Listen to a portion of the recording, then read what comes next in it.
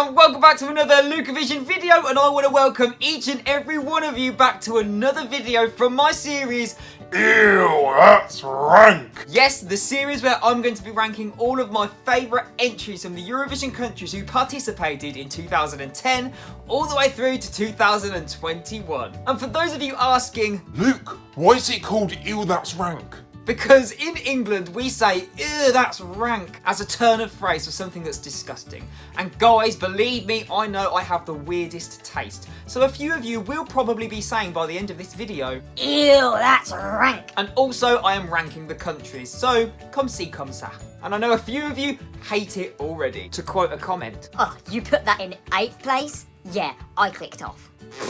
whatever, Trevor. I know the majority of the people who watch these videos are so open to other people's tastes, and that's what makes Eurovision so special. We all like different things, and that's why the competition is so exciting. So guys, in today's video, I'm going to be ranking my favourites from the one, the only, San Marino. Yes, the underdogs at Eurovision every year. Guys, I'm going to put it out there, San Marino are so slept on. Yes, some of their songs are cheesy. Yes, some of them are tacky, but every country has their cheese. Every country has their tack. And you know me, I'm a cheesy, tacky fan. So guys, what I really want to know is, who is your favourite from San Marino? Is it anything from 2010 to 2021, or is it from before? Let me know all of your thoughts down below, and leave your rank down below as well. I want to see if we have any matching entrants.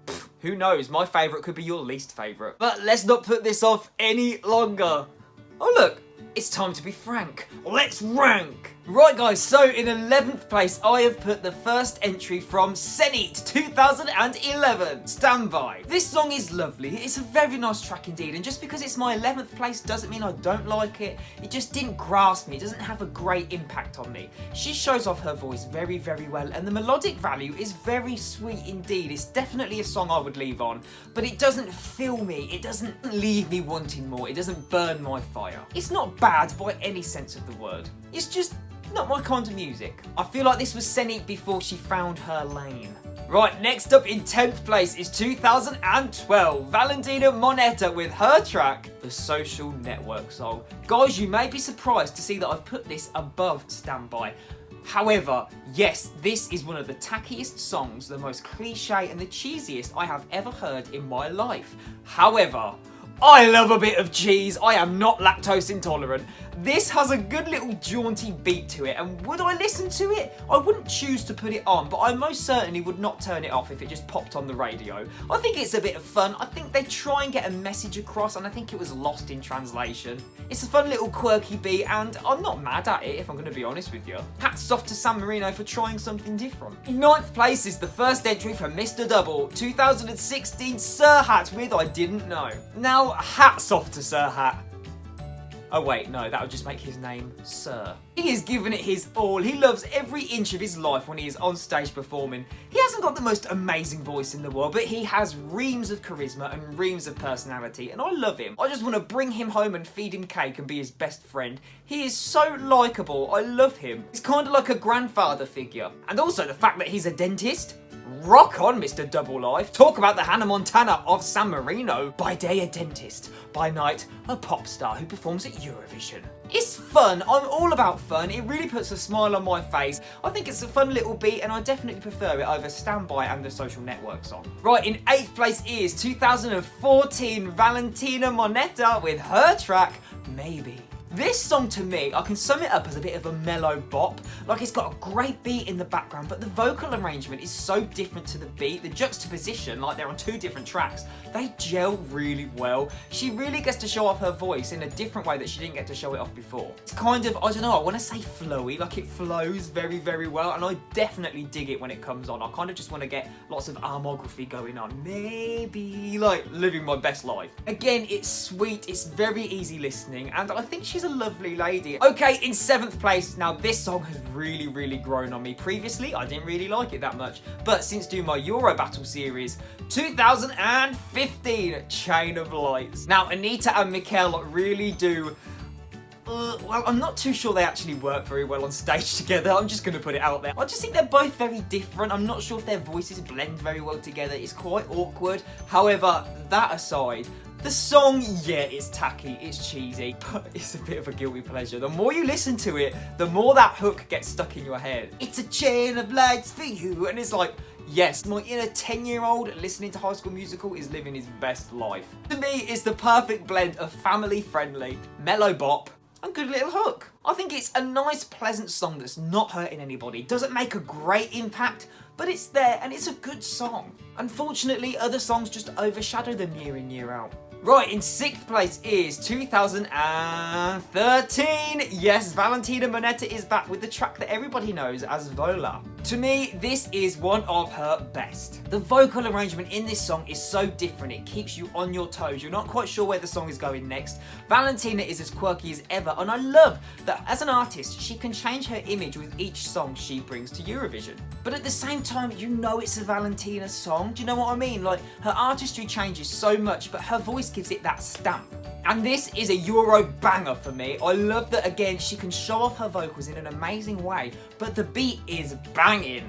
And this is possibly one of the biggest injustices at Eurovision, period. This deserved to do so much better, and it is a travesty that it didn't. Okay, in 5th place, this is guilty pleasure alert, is the return of Serhat 2019. Say na na na. Yet again, he hasn't got the strongest voice and it is quite visible in this track. However, it's fun, it's feel good, it's cheesy, it's a guilty pleasure. I hated this song when I first heard it. Literally, you can see my reaction on a different YouTube channel. When I first heard it, I was like, oh, this is awful. But then the more you listen to it, the more you just let yourself go and lose your inhibitions, the more you seem to accept this song for what it is. It's fun, it's cheesy, it's a bit of a disco banger, it's a little bit 2000s retro, but that was my era. It's got really nice lyrics in there. Yeah, granted, a little bit cliche, but it definitely put its stamp on the competition. Let's be honest, Serhat is a force. Okay, in 4th place we have 2018, and I'm just gonna say Jess and Jen. Hey JJ, with their track Who We Are.